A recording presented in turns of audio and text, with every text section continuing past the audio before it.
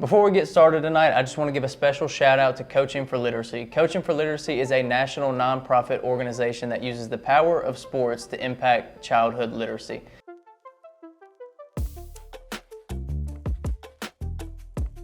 So, Mason, we're back, day 3. We're back. And we're coming home with the trophy. We are. We are.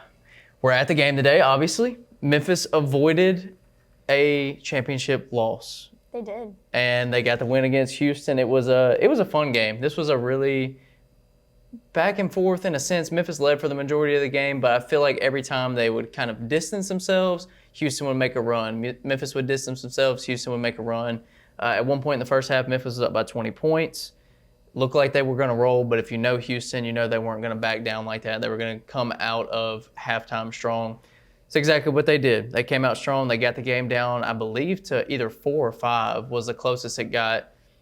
They never regained the lead. Memphis kept answering their runs. They played extremely well in this game throughout. They never let the atmosphere get to them. They didn't let the magnitude of the game get to them. They kind of stayed true to the game plan, stayed true to what they came there to do, and they just landed in Memphis as conference tournament champions.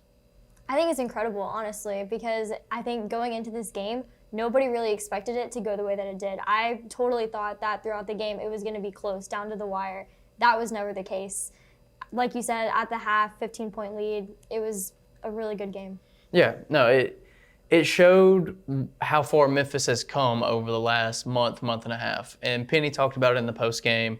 After the second loss to Tulane, Memphis was, a last 4 in. They were on the bubble of the NCAA tournament.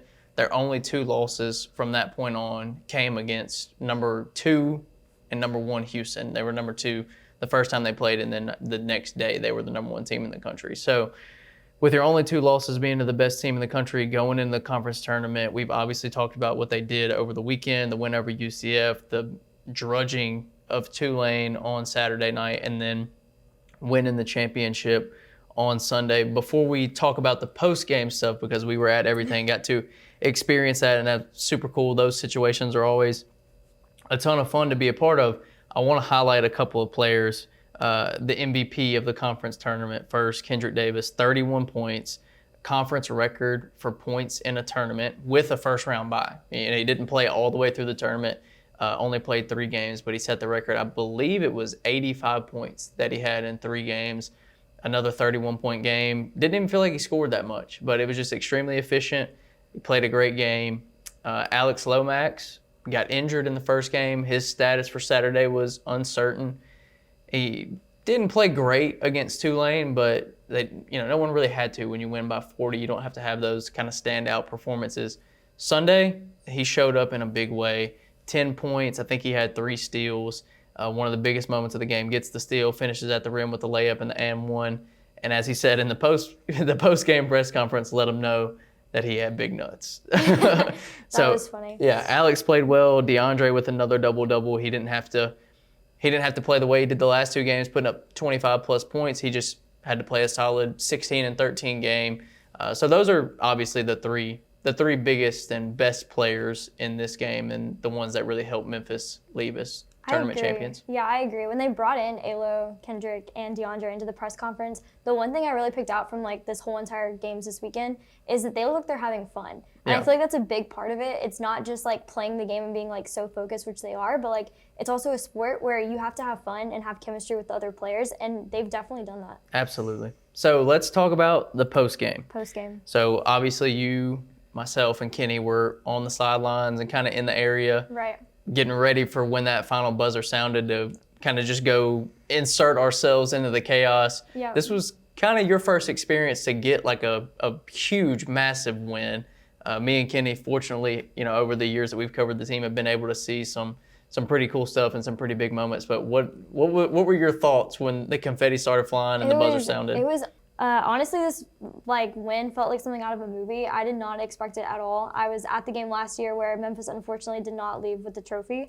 So going into the game tonight, it wasn't just Memphis won by a buzzer beater. Memphis won by 10. Yeah. So that was just an incredible experience in itself. And the confetti made it so unreal. And to have ESPN there and just the players on the stage, everything, the whole experience just felt like something that I've never experienced before. Yeah, it's a super cool thing to be a part of as a media member, and if people don't think it is, then I don't think you have a heartbeat, because it's a lot of fun to cover a team that's successful. I mean, Kenny and I covered the Cotton Bowl for the football team in 2019. They also won the conference championship that year, and it was That's awesome. pandemonium. Like when they're rushing the field and everything, that's pandemonium, and this kind of felt like that as well. Luckily, fans didn't like come over the edges. They had security, so it wasn't that nuts. Yeah. But just with all the media rushing out there, the players, the coaches, it is a whirlwind. Like it's a crazy experience. And then even cooler than that, I think, is we got to go up. The media got to go up with the team to watch them watch the selection show to see Yes. where they would be playing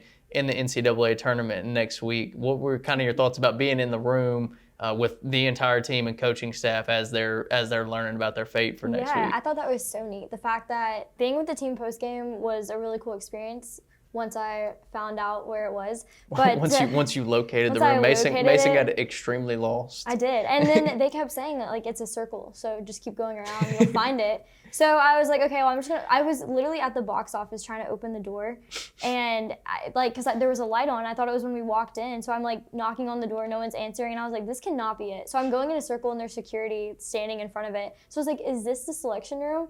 And he was messing with me, and he was like, yeah, this is it, but you can't get in. It's too full. There's like 300 plus people. And I thought he was being serious, but eventually he wasn't, and he let me in, and then I squeezed my way in. But it was really neat. Like the cheer team was in there. Everybody was in there, probably 300 plus people. But to get a firsthand reaction of where Memphis was going, I don't think anybody knew where they were going. People suspected Sacramento. We really had no idea. Yeah. So overall, I just think that it was pretty neat. Yeah, no, it's super cool, because so many times as media, when we interact with players and coaches, it's not scripted, but it's, we're sitting there asking them questions, Right. and they're not going to go say anything crazy, or you're not going to get too many real emotional reactions. But when you're sitting there, and if you watch some of the videos, we'll be putting one out later of what the selection show looked like. Kenny has a lot of film on that, but like if you look at Penny's face, like he's very tense, he's very into it, he's locked in on like what is this going to be, and rightfully so. Obviously he should be. But it's just cool to see that real life emotion and reaction of the team. Like I was sitting next to Keontae Kennedy and Demaria Franklin, and the whole time they're talking about, where do you think they're going to put us? Where are we going to be? Yeah. Like, where are we going to be playing next week? And it's just cool to see that, because you see the excitement in the players. Obviously, they worked their butts off all year to get to this point. So for them to be able to watch that reward for them, because that's what it is. It's a reward for them and for their hard work to be going and playing in Columbus next week. So that's really cool, because I think Kenny said last year they did this selection show. Obviously, I wasn't working in the media last year, so I didn't get to see that. So this was my first time being able to experience that, and that was really cool. Penny sitting there with the trophy in front of him. Yeah. Kendrick Jr. is running around throwing the basketball to Demaria Franklin, and Kendrick's family was in there. A lot of the players' family was in there. So it's a really, really cool experience to kind of see them live that moment out in real time. Yeah, like you said, I feel like with every other thing that happens in basketball, you know where they're going. The coaches always know first. So like for this, the whole entire team getting to find out at the exact same time with us in there as well, it was really neat. Yeah. So talking about Selection Sunday, we did find out eventually where Memphis will be playing next Friday, 8th seed against number 9 seed Florida Atlantic in Columbus in the East region of the bracket. It was quite a long wait, because the East region was the last region announced. So it was like we were sitting there for 45 minutes waiting to see where Memphis was going to play next week. But I know, I was getting nervous. Yeah, they weren't going to make it. I was in there kind of nervous. I was like, why am I nervous for this? Yeah, it was a long wait, and you could feel like, oh my gosh, come on, just get it over with already. There's so many people in here. It's 150 degrees. It's like, let's get out of here.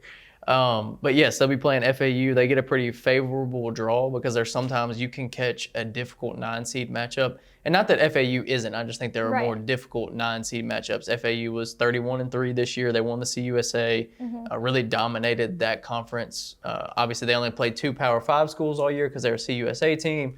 But all you can do is beat the people that are in front of you, and that's exactly what they did. So I know the team hasn't watched film on them yet. They'll probably be doing that within the next day or so they have a better idea of who they're playing. But it should be a lot of fun. The 1 seed in the bracket's Purdue, so if Memphis ultimately does win next Friday, then more than likely, unless Purdue gets extremely upset by a 16 seed, they'll be playing, Zach Edey, one of the contenders for National Player of the Year, Right. And Purdue. So what did you think about the draw? Are you excited for next week? I'm super excited. I feel like it is a really good matchup. I feel like not that they're like necessarily even, but at the same sense, I feel like it is a pretty good draw. Nothing too crazy. I don't think it's any. After beating Houston, I don't think Memphis is gonna have a problem beating FAU just because I feel like beating the number 1 team in the nation should give them so much confidence going into this game, and the energy off of this game. That should be like, okay, they beat that team, they can beat anyone. Like that should be the kind of demeanor going into the next game. So for me, that's kind of my thoughts. Yeah, and I totally agree with you. I think when you beat what's considered the best team in the country, then no one should scare you. Right. Obviously, you respect them, you respect their game, what they did this year, but as far as fear, I don't think so. And there's one more thing I want to talk about before we get out of here. Also, we're going to talk about all of this Monday night on the Bluff. Gabe and I will be back for our show then, and we'll really get into the weeds on all this. Me and Mason have kind of just been trying to knock out quick recaps, but Gabe and I will probably end up having a freaking 2-hour podcast on Monday about the conference tournament and everything else going on in the sports world right now. But I do want to talk about something that this was actually totally Kenny's idea, but I kind of took it and ran with it. We were talking about after we got done with the game, that Penny's been getting all this disrespect for years, and it's never seemed to affect him. And then this year, what he does with the team that he had, because let's be honest about it, like going into this year, hopes were not high for Memphis. In the previous years, when you have, number 1 recruiting classes, which Penny's had 2 of them now, the expectations, especially from a national perspective, are high because everyone knows the players that are on your team. Penny this year obviously brought in Kendrick, which was a huge addition. He was one of the biggest players in the transfer portal, so bringing him in was big. Bringing DeAndre back was big. But outside of that, everyone was like, this team is lackluster. You bring back Alex Lomax and Malcolm Dandridge and Chandler and Jonathan Lawson. Right. You add Elijah McCadden from Georgia Southern, who I believe he was the Sun Belt 6th Man of the Year last year, but no one was excited about that. You bring in Keontae Kennedy from UTEP. No one was extremely excited about that. And from a national perspective, this was the second best team in the conference kind of by default.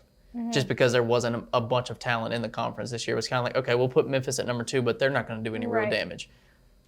Here we are on Sunday, 26-8, AAC Tournament champions, going to the NCAA tournament for the second consecutive year. Penny's 111-51 in his career now at Memphis in 5 seasons. I believe he's had 20-plus wins every year, correct, Kenny? Yeah, 20-plus wins every year. And I just think it's time for that narrative and conversation to be completely shut down. And me and Gabe have been talking about this a lot for the past couple of months, that Penny's done such an incredible coaching job this year, by far the best job that he's done. And you still have national media and some maybe even some fans that want to say, Penny's just not the guy. He's completely shut that down at this point. Like he just beat the number 1 team in the country, yes, but he did it with a team that is far less talented. And I know Marcus Sasser didn't play. I know that's going to be a narrative, but whatever. It doesn't matter. Houston could be a top 10 team without Marcus Sasser. That's how good they are overall. Jamal Shedd, Jawan Roberts, Reggie Chaney, Tremont Mark, Terrence Arsenio, Emmanuel Sharp. They're loaded from top to bottom.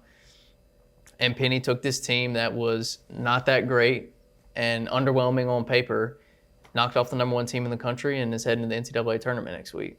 I agree. I feel like if this doesn't prove a point, I really don't know what will. I feel like Memphis is always going to get hated on for some reason, no matter what. It's just how it is. But like they were saying, the players with the tweets and other teams putting out videos, which I know that's going to happen anywhere, but it just seems that it happens more with Memphis. Yeah. And they just want to get underneath Memphis' skin. And honestly, that's what drives them to do as great as they're doing. Yeah. They like that. They enjoy the controversy of everybody hating on Memphis to prove a point, and they've definitely done that. Yep. All right. Well, we appreciate you guys for tuning in with us this weekend. It's been a blast. I know we've had a great time. We are worn out, to say the least, and we still have work to do on Sunday night before we head out Monday morning. But we appreciate you guys for joining us this weekend. We look forward to more.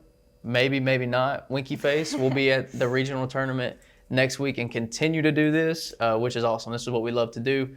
We're glad we can bring it to you. So before we get out of here, head over to bluffcitymedia.co. You can check out all of our content there, YouTube, podcasts, articles, anything you want as far as Memphis Grizzlies or Tigers coverage is there.